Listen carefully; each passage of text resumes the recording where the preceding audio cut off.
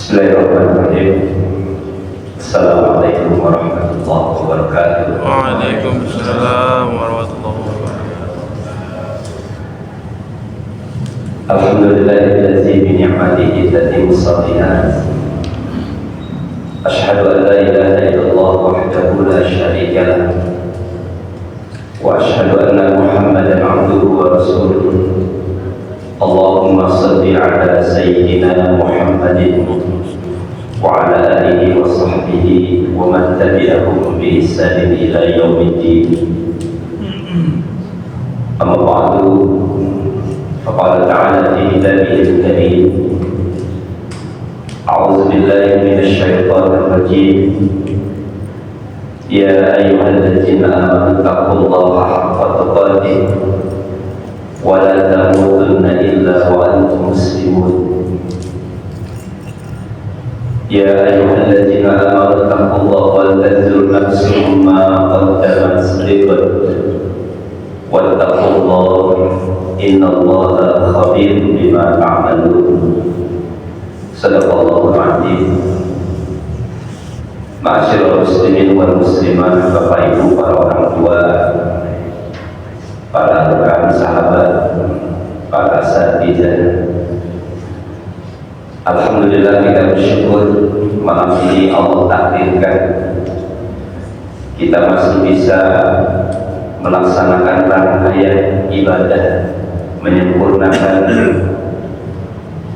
Ramadan kita tahun ini. Kita masih bisa menggerakkan hati kita, melangkahkan kaki kita, menyengaja datang ke masjid ini, meninggalkan sejenak urusan dunia kita, mengharapkan ridho dari Allah Subhanahu wa Ta'ala, melaksanakan i'tikaf di malam-malam terakhir ketika banyak saudara sahabat kita yang masih sibuk terus mengurusi urusan dunianya, yang masih terus berpikir tentang bagaimana pulang ke kampungnya. Tetapi masih ada sebagian dari saudara kita, sahabat kita yang hari ini, malam ini, subhanallah, mereka berazam bertekad untuk menjadikan ujung Ramadan ini betul-betul bermanfaat dengan melaksanakan berbagai aktivitas yang insya Allah kita mendapatkan ridho dari Allah Subhanahu wa Ta'ala. Salawat serta salam semoga tercurah kepada Nabi akhir zaman Rasulullah Muhammad sallallahu alaihi wasallam. Semoga kita menjadi umat beliau, umatan wasatan, umat pertengahan, umat yang terbaik. Betapapun kita memang jujur bukan orang baik-baik, tetapi setiap orang berharap untuk menjadi orang baik. Kita berawal terlahir menjadi orang baik, bahkan belum tertoreh dosa dan kesalahan pada saat kita lahir. Tetapi kemudian menjalani rangkaian hidup dengan berbagai macam keinginan, sedikit demi sedikit kemudian tertoreh banyaknya kesalahan. Mata kita sering menatap yang haram, mulut kita sering berkata dusta dan munafik, telinga kita sering mendengar kalimat-kalimat fasik, bahkan hati kita punya kemampuan meredam-redam kebencian, iri, ghibah, syirik, riya, menyelimuti perjalanan waktu, dan itu terus dilakukan tanpa kita sadari. Hati kita yang tadinya bersih menjadi kotor, hidup kita yang tadinya bersih menjadi kotor. Tetapi Allah Subhanahu wa Ta'ala tidak membiarkan kita dalam kekotoran. Allah memberikan banyak fasilitas kepada kita untuk mengembalikan kesadaran agar kita kembali menjadi fitrah. Dan salah satu dari sekian banyak ibadah yang Allah tetapkan kepada kita adalah ibadah Ramadan. Tetapi mengembalikan kesadaran hati kita menjadi bersih tentu bukan hanya Ramadan, Karena Ramadan bukan hanya ibadah tunggal yang menyebabkan kita menjadi bersih, tetapi ada rangkaian-rangkaian ibadah yang sejatinya harus kita sempurnakan. Rasulullah SAW pernah mengatakan, as-salawatul khamsu wal jumu'atu ila jumu'ah wa ramadhanu ila ramadhan mukaffiratu lima bainahunna lijazribatil kabair. Salat 5 waktu yang kita kerjakan di antara waktu-waktu tertentu, Jumat demi Jumat yang kita lakukan di antara waktu-waktu tertentu, dan Ramadan ke Ramadan sesungguhnya menjadi kafar penebus dari segala kesalahan-kesalahan yang pernah kita lakukan selama di antara waktu tersebut kita meninggalkan dosa-dosa besar. Artinya kalau kita berharap Ramadan saja dan kita merasa seakan-akan dosa kita diampuni, sementara ibadah yang lain tidak kita sempurnakan, seperti inti dari ibadah yang sesungguhnya adalah sholat. Karena sholat adalah ibadah yang telah pertama kali dihisab oleh Allah Subhanahu wa Ta'ala. Artinya sholat inilah yang menentukan kualitas ibadah-ibadah yang lain menjadi bernilai. Sholat inilah yang menentukan kualitas ibadah-ibadah lain menjadi bermanfaat. Kalau ada orang yang rajin ibadah puasa, ada orang yang rajin ibadah sedekah, ada orang yang rajin ibadah melaksanakan aktivitas muamalah, tetapi mereka mengabaikan perintah yang paling asas dalam Islam, yaitu sholat, maka sungguh ini merupakan sebuah kekeliruan, sungguh ini merupakan sebuah kesalahan.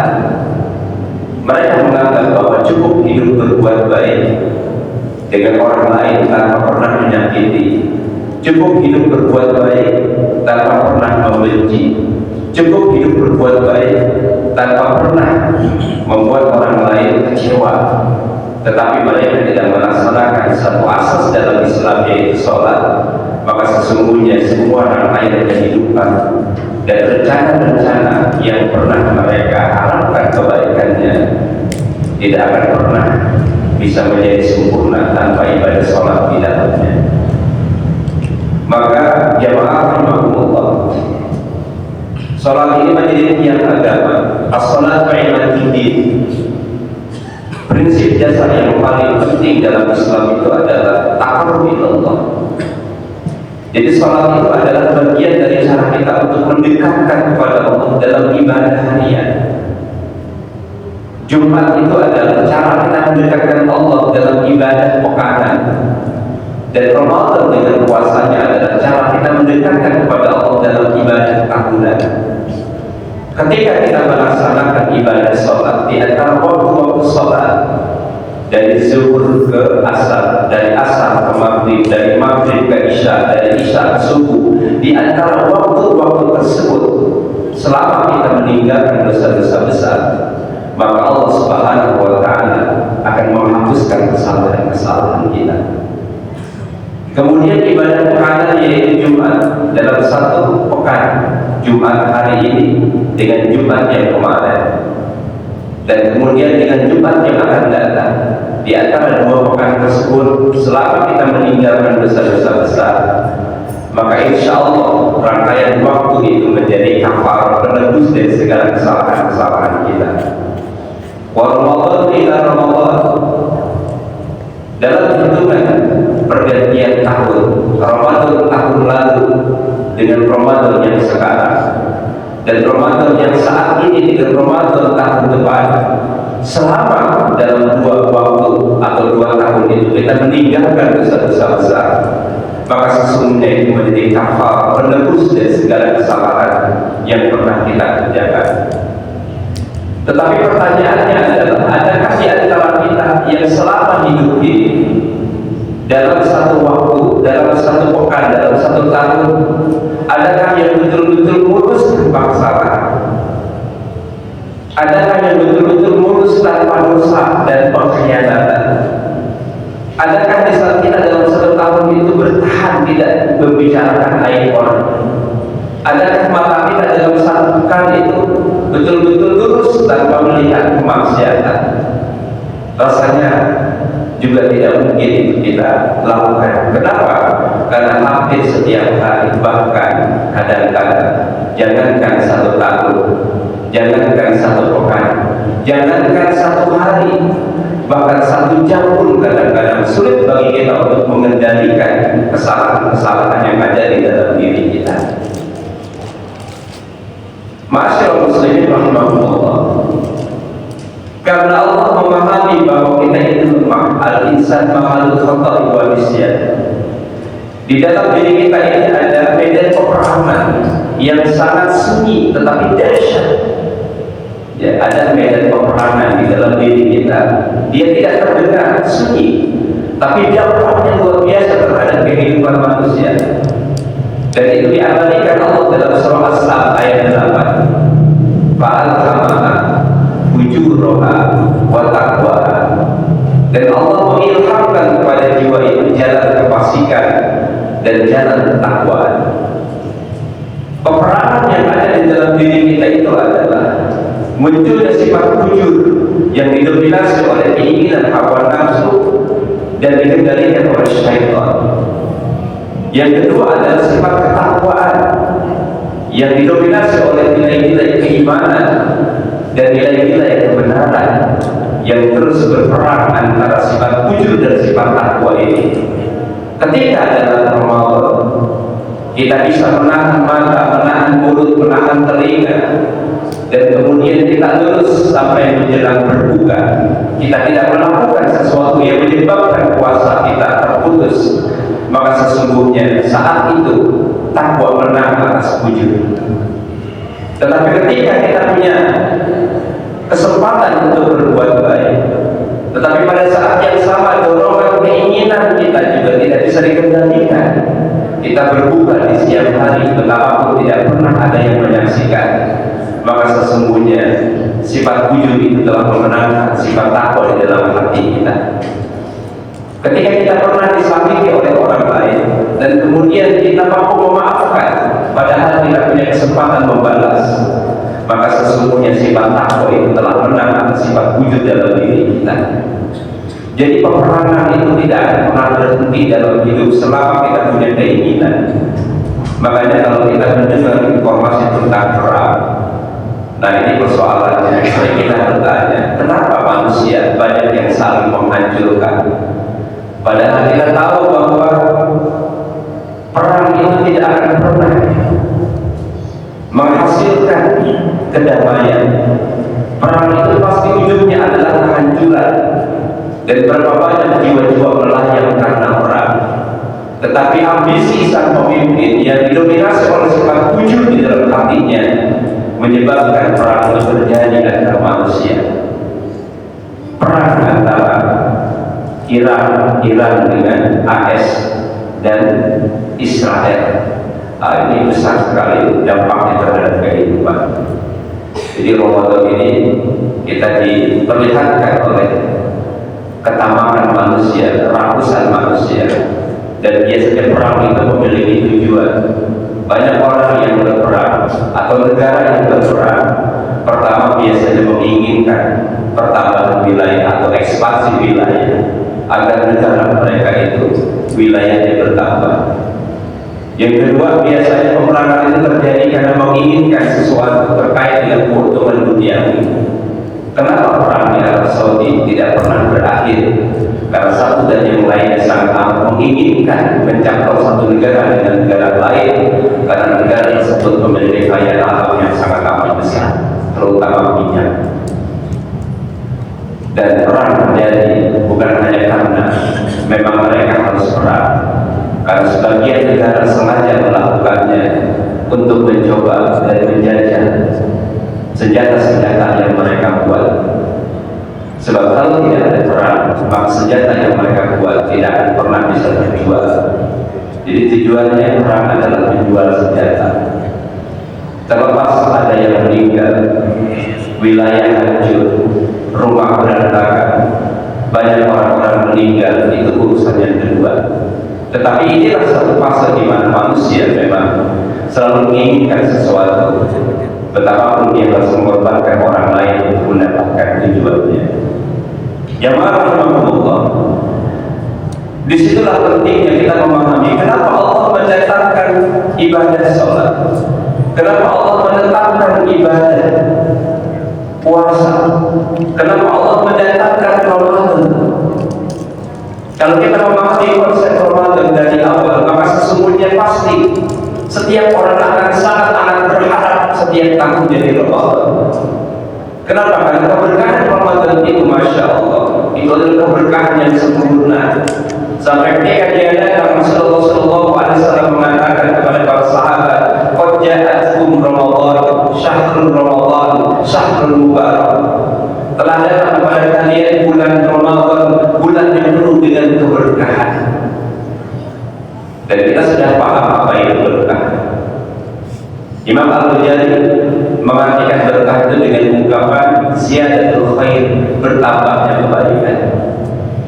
Bagaimana tidak bertambah kebaikan di bulan Ramadan ini ketika Rasulullah mengatakan ketika memasuki bulan Ramadan maka Allah Subhanahu wa taala membuka pintu surga lebar-lebar, menutup pintu neraka rapat-rapat, dan Allah membelenggu setan-setan sehingga memberikan kesempatan kepada setiap umat orang-orang yang beriman untuk mendapatkan kebaikan yang bertambah.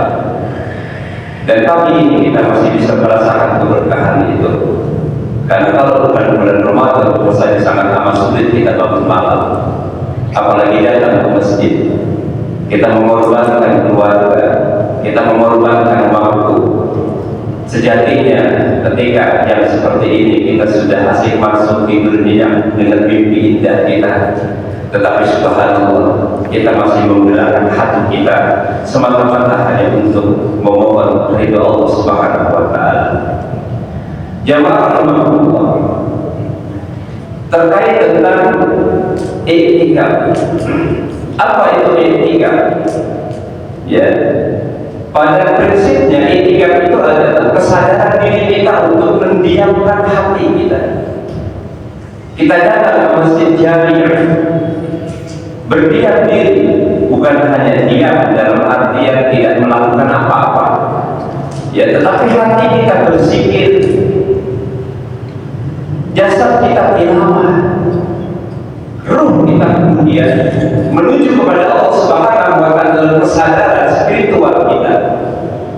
Dan di dalamnya ada sebuah kesadaran untuk melakukan evaluasi diri. Maka isi dari i'tikaf itu adalah muhasabatun nafs, introspeksi diri. Karena kita sadar hidup dalam rangkaian waktu, berjalan melewati masa. Sering tanpa sadar kita menorehkan kesalahan, kita menorehkan kehilafan. Bahkan kalau mau jujur rasanya, kita ini adalah manusia-manusia yang banyak dosa. Jamaah rahimahumullah, adakah di antara kita yang 1 tahun ini tidak pernah berbuat salah? Ada? Enggak ada. Ya, adakah di antara kita yang 1 bulan ini betul-betul kita berada dalam kebaikan tanpa meliru? Enggak ada. Adakah di antara kita yang 1 pekan ini mulut kita mulus tanpa mengucapkan kalimat yang menyakitkan? Mata kita tidak menatap yang haram, telinga kita tidak mendengar kalimat-kalimat yang murahan. Adakah di antara kita yang 1 pekan ini hati kita betul-betul bersih tanpa kesalahan, tanpa benci, tanpa iri, tanpa ghibah, tanpa riya? Tidak ada. Atau adakah dalam 1 hari ini, ya, 1 hari ini dari kemarin sore sampai malam ini, hati kita betul-betul lurus dalam zikir kita kepada Allah Subhanahu wa taala tanpa harapan-harapan akan dunia? Tidak ada. Ya. Jadi karena kesalahan-kesalahan inilah yang sangat manusiawi, maka Allah menghadirkan Ramadan kepada kita. Rugi kata Rasulullah, rugi ma'al rajulin alaihi dakhala Ramadan. Rugi orang yang ketika memasuki Ramadan tetapi Ramadan pergi, mereka tidak mendapatkan ampunan dari Allah Subhanahu wa taala. Rugi sekali. Maka kita isi Ramadan dengan tilawah, kita isi Ramadan dengan tarawih, Kita isi Ramadan dengan tahajud, kita isi Ramadan dengan sedekah, kita isi Ramadan dengan silaturahim, kita isi Ramadan dengan i'tikaf di penghujung Ramadan ini. Dan memang kebiasaan Rasulullah melaksanakan i'tikaf di 10 hari terakhir tanpa pernah bergeser dari tempat itu. Jadi kalau i'tikaf sekarang ini kan pilih-pilih waktu. Ya, karena ada satu hadis Lailatul Qadar itu datangnya malam ganjil, jadi malam genap pulang. Ini kan malam ganjil datang, malam genap pulang. Ya, padahal kita tidak tahu mana yang ganjil dan mana yang genap. Ya, apalagi awal Ramadan selalu berbeda setiap tahun antara kelompok ini dan kelompok yang lain. Di Ramadan tahun ini juga perbedaan awalnya sangat jelas ya. Tapi wallahu alam apakah besok Idul Fitrinya sama. Dan tinggal besok kita melihat, mendengar informasi tentang sidang isbat, hasil dari sidang isbat dari Departemen Agama. Apa sudah ditentukan di sini Ramadan? Belum ya. Nah, kalau ada perbedaan di dalam pelaksanaan awal Ramadan itu, pertanyaannya adalah apakah mereka yang pertama mengawali Ramadan dan kemudian dalam hitungan mereka yang mendapatkan Lailatul Qadar, ataukah yang kedua sementara Lailatul Qadar itu hanya datang pada 1 kali dalam 1 tahun? Kira-kira yang mana yang turunnya Ramadan, yang turunnya Lailatul Qadar? Wallahu a'lam bishawab. Lailatul Qadar itu adalah malam yang dirahasiakan oleh Allah.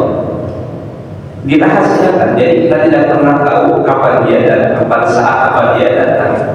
Walaupun Rasulullah SAW merinci tentang keadaan pada saat malam itu datang, suasana yang menyejukkan, seperti semalam misalnya hujan. Oh, jangan-jangan kita tidak pernah tahu karena itu adalah perkara gaib yang hanya Allah yang tahu. Tetapi yang paling penting, semangat kita untuk menyempurnakan ibadah itu jangan berhenti pada saat malam-malam ganjil. Kita harus terus berusaha sampai penghujung Ramadan. Nanti Allah yang menetapkan kualitas kehidupan itu untuk kita semuanya. Nah, kalau kita memahami Al-Quran, ada ayat atau surah yang kita baca di ujung Ramadan dan selalu diulang-ulang oleh imam, yaitu surah Al-Qadar. Inna anzalnahu fi lailatul qadar. Lailatul qadri khairun min alfi syahr. Ya. Jadi di ayat awal ini Allah meletakkan dasar tentang kemuliaan malam Qadar itu. Malam ketika Al-Quran diturunkan oleh Allah Subhanahu wa Ta'ala. Tetapi menariknya, kalau kita memahami konsep tentang nuzulul Quran, nuzulul Quran itu artinya adalah turunnya Al-Quran.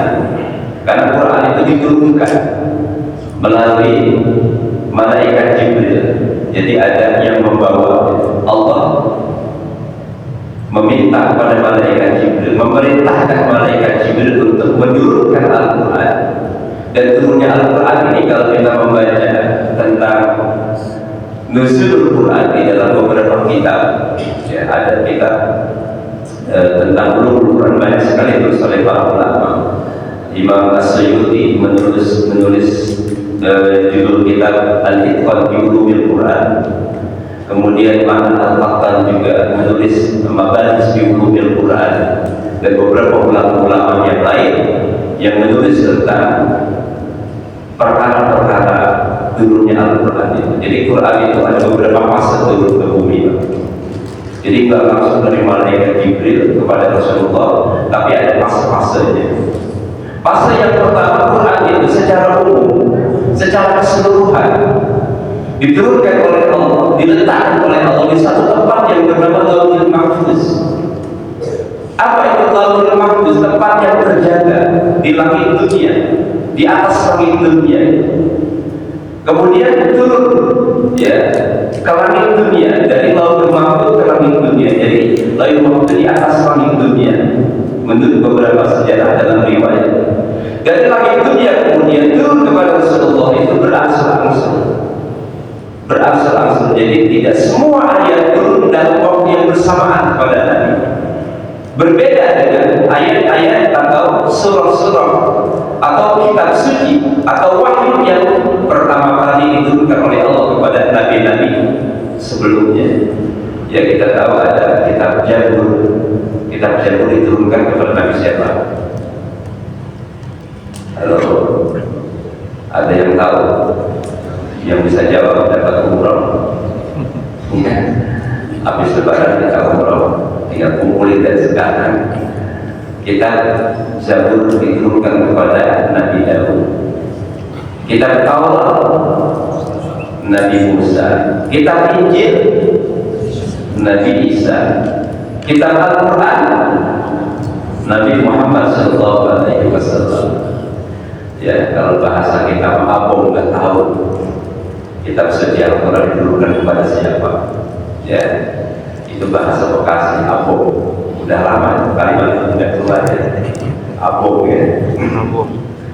Nah, kitab-kitab sebelum Al-Quran itu turun kepada mereka, Nabi yang diutus oleh Allah, itu secara langsung, secara keseluruhan. Dan menariknya semua kitab itu diceritakan di dalam kitab Majlis fi Ulumil Quran itu turun pada bulan Ramadan. Jadi semua kitab suci diturunkan kepada para nabi sebelum Rasulullah itu diturunkan pada bulan Ramadan. Cuma memang tanggal dan waktunya itu sangat berbeda-beda penafsirannya. Termasuk Al-Quran yang turun kepada Rasulullah. Itu pun sesungguhnya menjadi perdebatan. Apakah turunnya itu pada malam Lailatul Qadar? Apakah pada tanggal 17 Ramadan?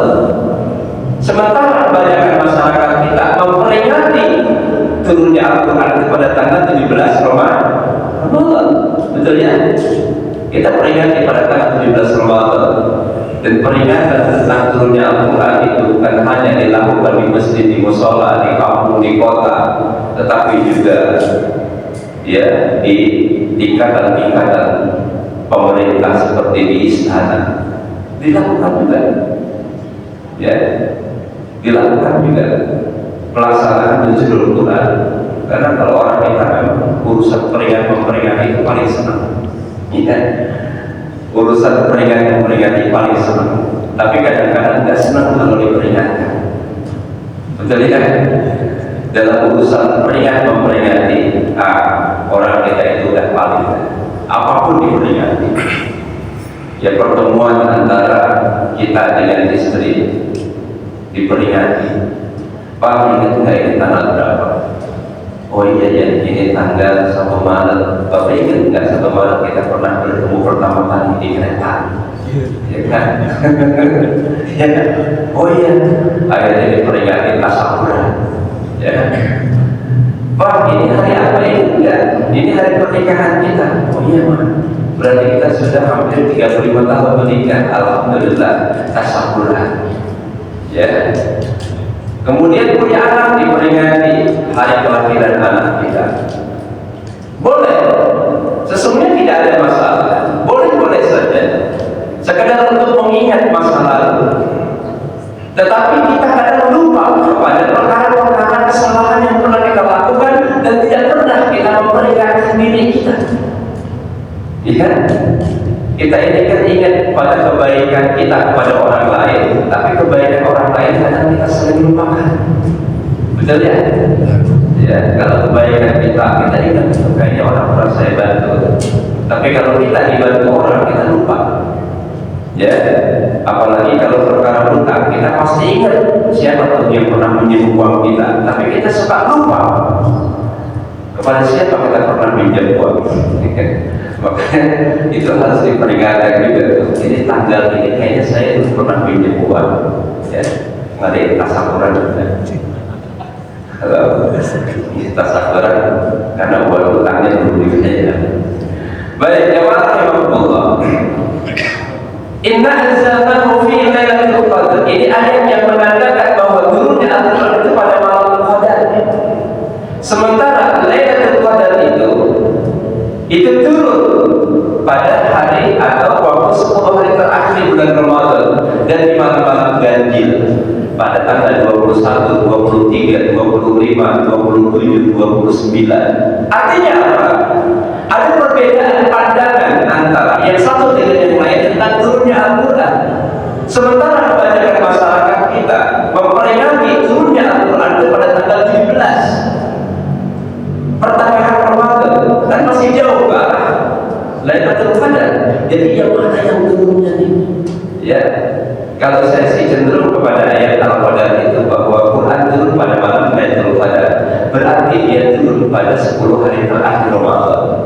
Ada 17 Ramadan itu terkait dengan peringatan. Sering orang menduga bahwa ini adalah pada masa turunnya Al-Quran. Bahkan ada yang mengatakan 17 Ramadan itu adalah turunnya Al-Quran di Lauhil Mahfuz dengan sempurna diletakkan oleh Allah kepada Al-Quran itu. Jadi perbedaan ini memang tidak perlu kita harus berdiskusi, berdebat, apalagi saling menyerang dan kemudian saling bertikai.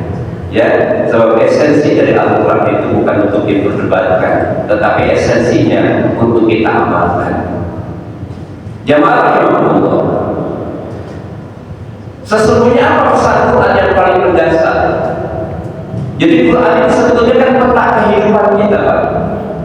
Peta kehidupan. Dengannya kita tidak akan pernah tersesat. Dengannya perut kita akan menjadi jernih. Dengannya kehidupan kita akan semakin terarah.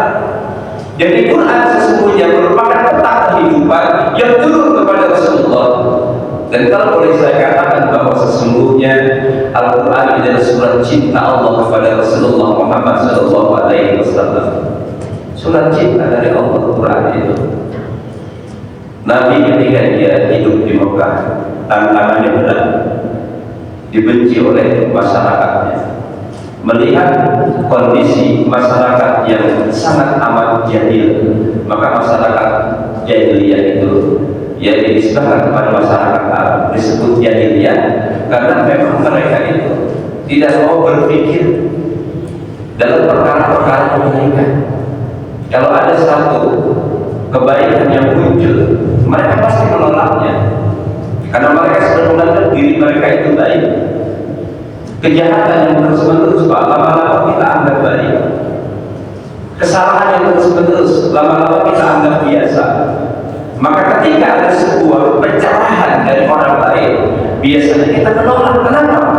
Ente jangan coba-coba bawa ajaran baru.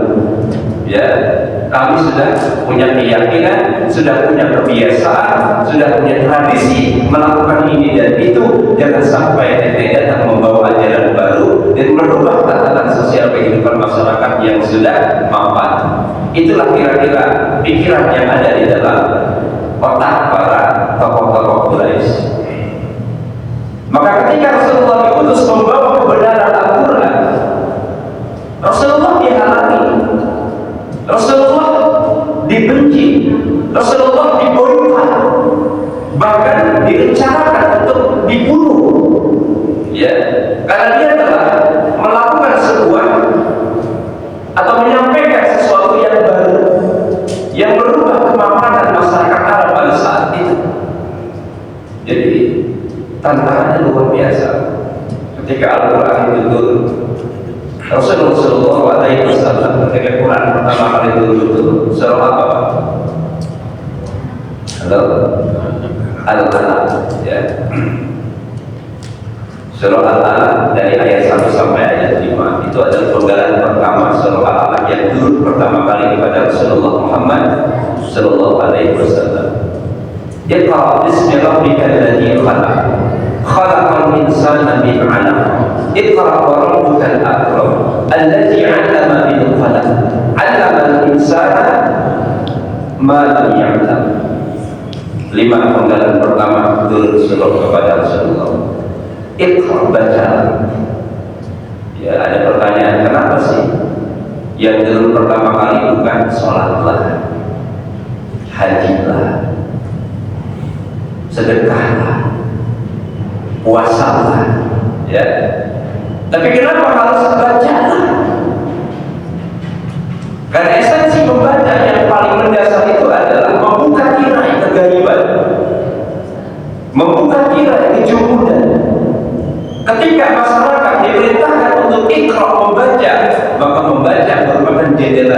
yang dengannya kita punya pengetahuan luas terhadap kehidupan ini. Membaca dalam prakteknya memang harus melihat apa yang ada di depan kita, yaitu buku. Ya, tapi dalam ayat ini para ulama memberikan dua kaidah iqra.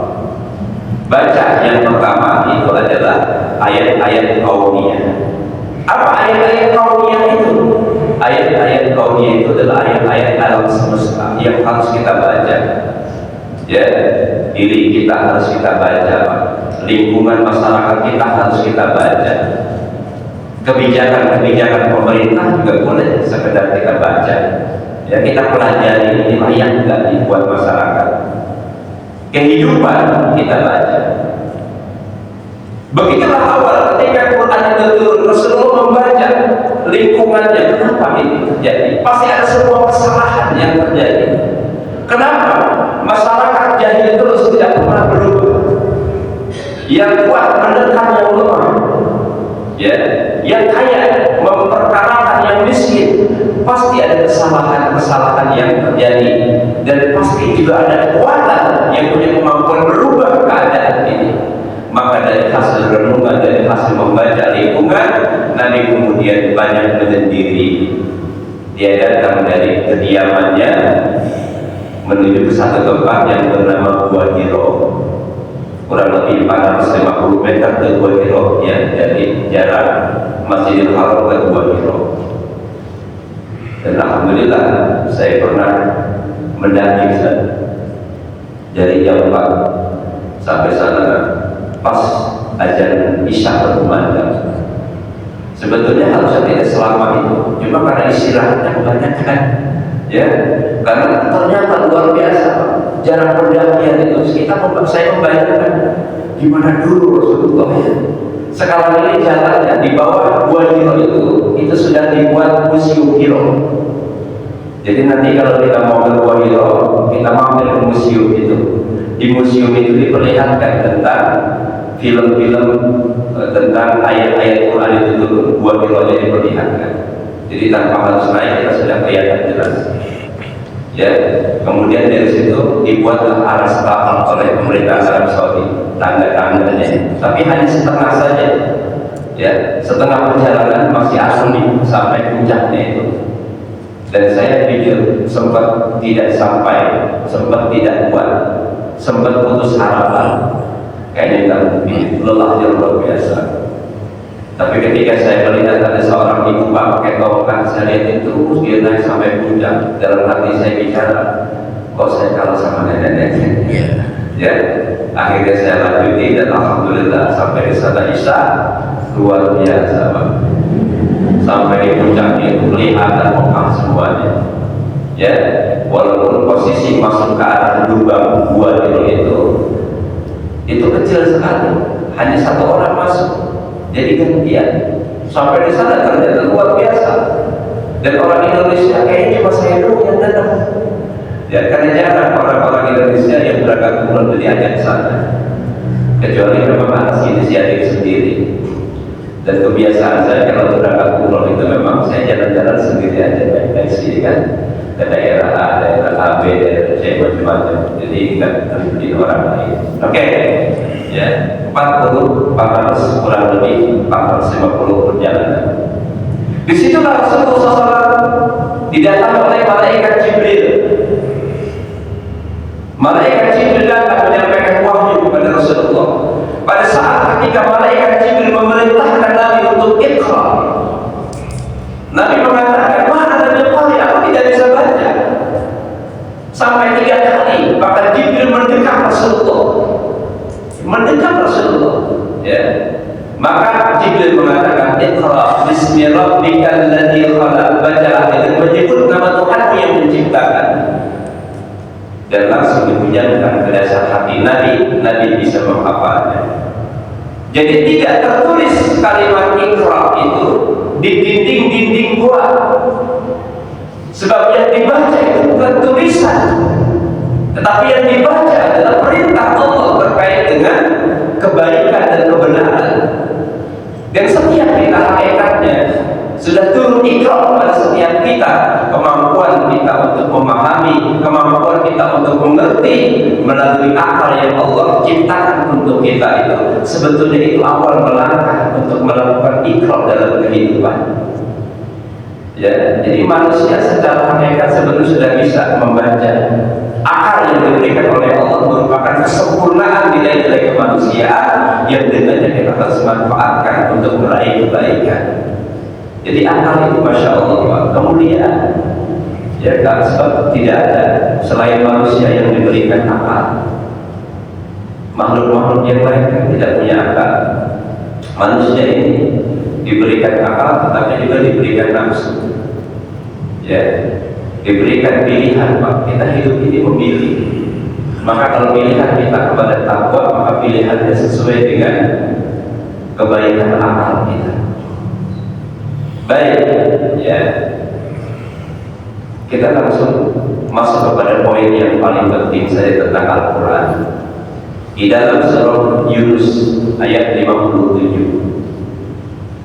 Ini merupakan satu rangkaian ayat yang menggambarkan tentang fungsi diutusnya Rasul sekaligus juga fungsi diturunkannya Al-Quran. Dalam ayat itu Allah Subhanahu wa taala berfirman, "A'udzubillahi minasyaitonir rajim. Ya ayyuhan nas, qad ja'atkum mau'izatun mir rabbikum wasyifaa'un lima fis sudur wa hudan wa rahmatun lil mu'minin." Ya, pernah baca ayat ini? Pernah dengar ayat ini, Pak? Pernah bacanya? Ini kan itu apa serius? Ya, serius ya. Jangan saya terus ngomong ternyata bukan serius tapi ngantuk tidur aja. Tapi nggak apa-apa. Terserah mau tidur mau enggak ya. Saya cepat juga saya ngomong.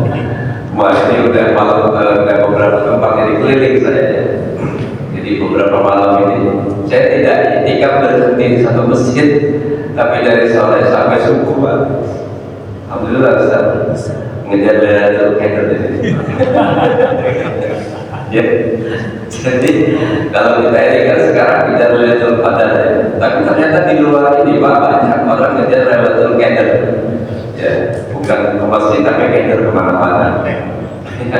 Ada yang sibuk buat kue, ada yang sibuk ke pasar, ada tadi saya lewat ada yang sibuk buat ketupat, ya kan? Ya, tapi itulah keunikan dari Ramadan. Berkahnya banyak. Bahkan yang udah puasa kadang-kadang ya lebih semangat kalau mau lebaran daripada yang puasa. Baik, dan kita doain adalah mudah-mudahan yang udah puasa dapat hidayah. Amin. Daripada kita salah-salahin juga kan yang udah suka buat salah ya. Jadi kalau orang udah baik di hadapan kita, entah itu pembesar, menteri, apalagi presiden, doain Pak.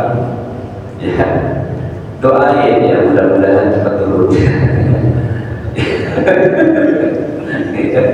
Jadi doain ya. Jadi doain aja Pak, jangan disalahin Pak Prabowo siap. Doain aja supaya cepat lancar. Ada orang Prabowo di sini.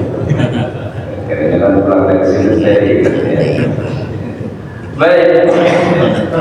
Ya ayuhan nas, hai manusia. Nah ini sebelum kita masuk kepada inti masalah tentang fungsi Al-Quran. Di dalam Quran itu ternyata ada ciri-ciri yang membedakan antara ayat yang turun di Mekah dan ayat yang turun di Madinah. Salah satu cirinya itu kalimat ini, ya ayuhan nas, yaitu turun di Mekah. Ya ayuhan ladzina amanu, itu turun di Madinah. Dan cenderung seperti itu. Ya, ayat-ayat yang turun di Mekah itu bersifat universal, umum. Ketika Allah turunkan Al-Quran, maka Allah menyerukan semua manusia. Jadi Quran ini sebetulnya diseru oleh Allah untuk semua manusia. Jadi bukan hanya orang-orang di luar Islam saja. Ya ayuhan nas, hai manusia. Ya, qad ja'atkum mau'izatun min rabbikum. Telah datang kepadamu pelajaran dari Tuhan. Mau'izah. Quran ini diungkapkan oleh Allah dalam bahasa yang menuntut mau'izah, pelajaran, nasihat. dari Tuhanmu, yaitu Allah Subhanahu wa Ta'ala. Maka tadabburilah dia, renungkanlah dia, bacalah dia, amalkan dia. Ya, Quran menjadi nasihat, menjadi pelajaran kalau kita membacanya, kalau kita mentadabburi maknanya, kalau kita mengamalkan isi kandungannya, kalau kita mendakwahkan syiar-syiarnya, baru kemudian Quran itu menjadi pelajaran. Nah, sekarang ini kan banyak orang yang hanya sekedar membaca saja, tetapi hatinya tidak tersentuh dengan ayat-ayat yang dibaca. Ya, kalau urusan baca membaca, apalagi di Indonesia ini ada yang diistilahkan dengan musabaqah tilawatil Quran. Ini Pak, sebuah kegiatan yang sudah sangat amat mendalam di tubuh masyarakat Muslim Indonesia, dari mulai RT, RW, kelurahan, kecamatan, ya, bahkan ada secara tahunan menjelang Ramadan itu ada pelaksanaan MTQ. Kemudian juga di belakang hari ada juga perlombaan namanya MHQ. Ya, kalau MTQ itu musabaqah tilawatil Quran, kalau MHQ itu musabaqah hifzil Quran. Jadi yang pertama prioritasnya itu kepada bacaan, kalau yang kedua prioritasnya kepada hafalan. Dan kalau dalam urusan membaca Al-Quran, Masya Allah, kita itu gudangnya orang pintar, Pak, gudangnya orang cerdas. Dan berbagai musabaqah yang diikuti, baik itu nasional maupun internasional, dunia-dunia di luar Indonesia itu kagum terhadap orang Indonesia, Pak. Ya, karena bacaannya itu luar biasa, karena selalu memenangkan dalam tingkat perlombaan internasional yang dilakukan oleh negara-negara di dunia. Selalu ada perwakilan dari Indonesia. Ya, saya mengetahui persis masalah ini karena dulu pernah mengumpulkan kori-kori internasional, kori-kori nasional. Sebab kori-kori nasional dulu itu tinggal di satu kos sama saya. Jadi waktu kuliah di perguruan tinggi Al ini, nah teman-teman ini ada yang nasional, ada yang kabupaten, ada yang provinsi. Saya buat lembaga namanya Pastabiqul Khairat, Pasko. Saya kumpulkan teman-teman kori, ya, karena mereka masih kuliah, butuh biaya yang sangat besar. Maka saya menawarkan kepada pesantren, kepada lembaga untuk melakukan kegiatan-kegiatan halaqah Al-Quran. Kami punya kori-kori nasional internasional. Dan alhamdulillah teman-teman yang sekarang ini, yang dulu saya rekrut, sekarang jadi imam-imam besar di masjid-masjid besar di kota Jakarta, termasuk Istiqlal. Jadi kalau Bapak pernah mendengar ada seorang ustadz imam besar Istiqlal yang membaca mirip seperti Imam Sudes di Mekah, namanya Ustadz Hasanuddin Sinaga. Nah itu teman dekat, teman baik, teman mobil, ya, teman-teman yang dulu pernah masuk ke wilayah saya rekrut itu, ada yang jadi imam Istiqlal, ada yang jadi imam Adin, ada yang jadi imam Masjid Kubah Emas, ada yang menjadi imam Masjid Islamic Center Jakarta. Itu semuanya menjadi bagian dari organisasi yang dulu pernah saya bangun dengan teman-teman. Mereka adalah juara-juara internasional, suaranya bagus, hafalannya juga luar biasa. Cuma saya cuma mengkoordinir doang, sementara saya nggak hafal Quran, kan? Ya, kan yang penting kalau bersahabat dengan ahli Quran kita juga dibilang ahli, ya. Padahal kita bukan ahli. Makanya bersahabat itu harus dengan orang baik, makanya itu bagian baiknya. Lihat, telah datang kepadamu pelajaran dari Tuhanmu. Yang pertama, Allah meletakkan nama fungsi Quran dengan kalimat asy-syifa'u lima fis-sudur. Asy-syifa'u lima fis-sudur. Apa itu syifa? Syifa itu penawar obat. Fis-sudur, penyakit yang ada di dalam dada kita. Jadi Quran itu adalah pelita hati, penerang jiwa. Sakit hati yang ada di kalbu kita akan terobati dengan kita merenungkan dan membaca Al-Quran.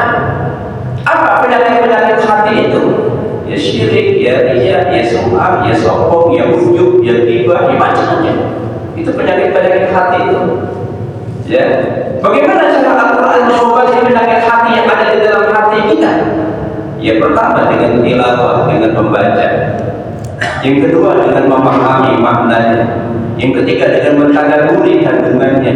Yang keempat dengan mengamalkan isinya. Yang kelima dengan mensyiarkan dakwah Al-Quran itu.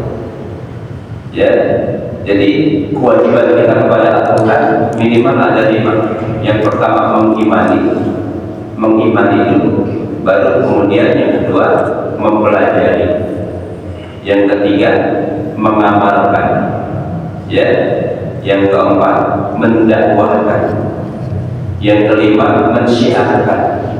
Dakwah dengan syiar hakikatnya satu ungkapan yang berbeda kata, tetapi berbeda rasanya.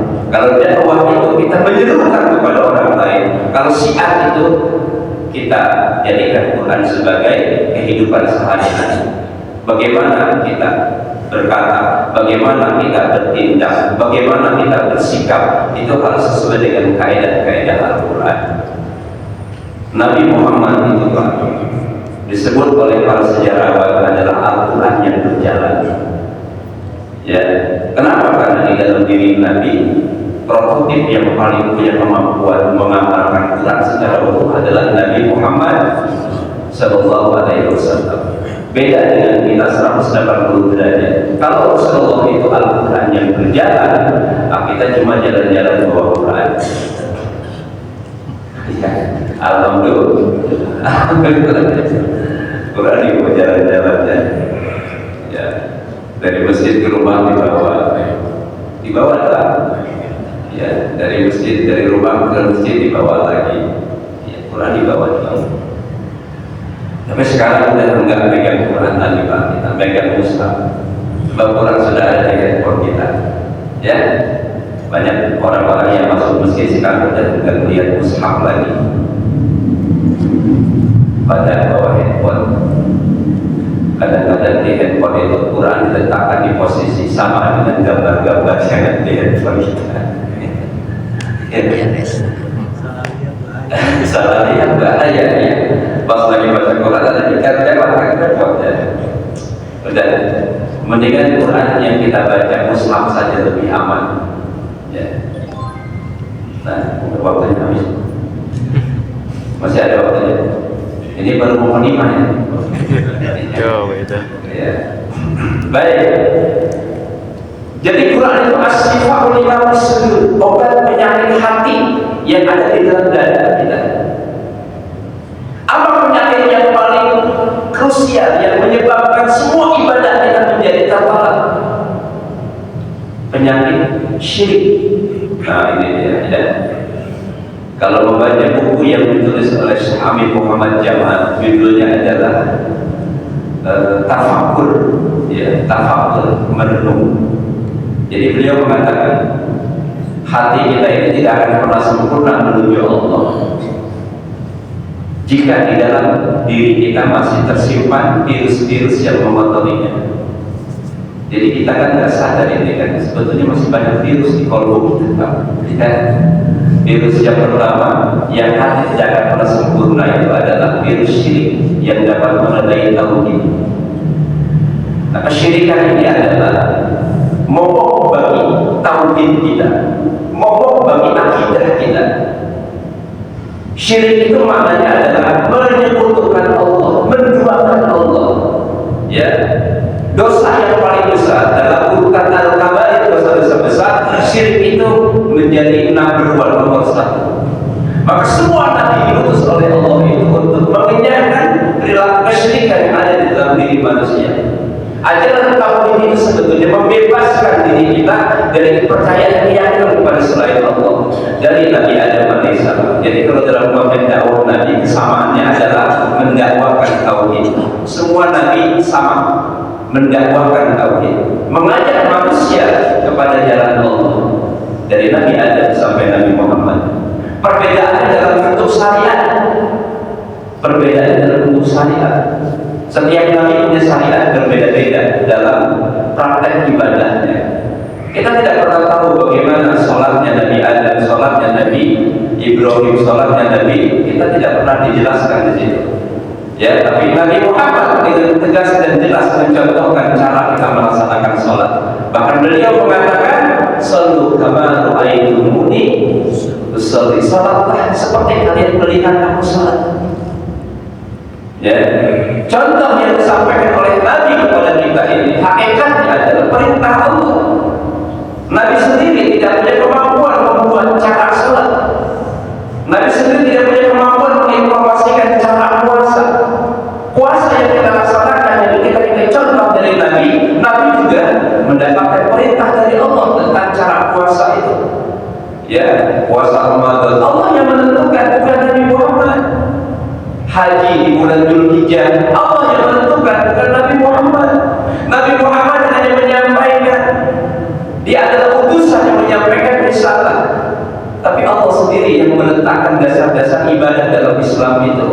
Salat, Allah yang meletakkan dasar ke prakteknya itu Allah. Jadi bukan Nabi. Ya, Nabi hanya mengikuti apa kata perintah Allah. Oh, dalam sholat begini kata Allah, contohkan kepada umat ini, dicontohkan. Puasa bulan Ramadan itu harus begini. Sholat Idul Fitri begini. Sholat Idul Adha berbeda begini. Jadi semuanya adalah perintah Allah kepada Nabi. Nabi hanya mempraktekkan. Bukan Nabi yang buat sholat itu, Pak.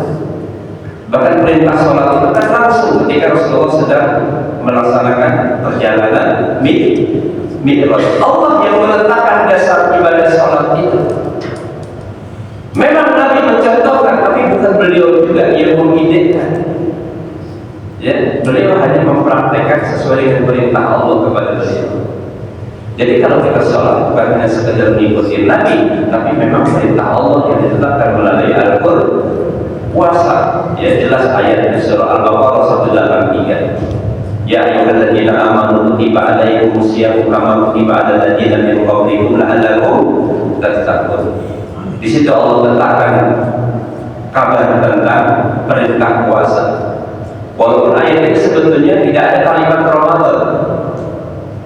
Ya, tapi ayat ini kebanyakan para ulama mengkaitkan dengan puasa Ramadan. Coba ada nggak kalimat Ramadan di kalimat itu? Ya ayyuhalladzina amanu kutiba alaikumus syiyam kama kutiba alal ladzina min qablikum la'allakum. Ada nggak kalimat Ramadan? Tidak ada. Tetapi kenapa para ulama kemudian, para sahabat kemudian, ya, menjadikan ayat ini sebagai rujukan untuk pelaksanaan ibadah Ramadan? Karena di situ ada kalimat kutiba, wajib hukumnya. Sementara puasa yang wajib dalam Islam, ya Ramadan. Ya, seruannya yang pertama, hai orang-orang yang beriman, diwajibkan atas kalian berpuasa atau dipardukan atas kalian berpuasa sebagaimana yang pernah diwajibkan atas orang-orang sebelum kalian. Siapa yang sebelum kalian? Ya para nabi-nabi yang diutus oleh Allah, mereka juga puasa.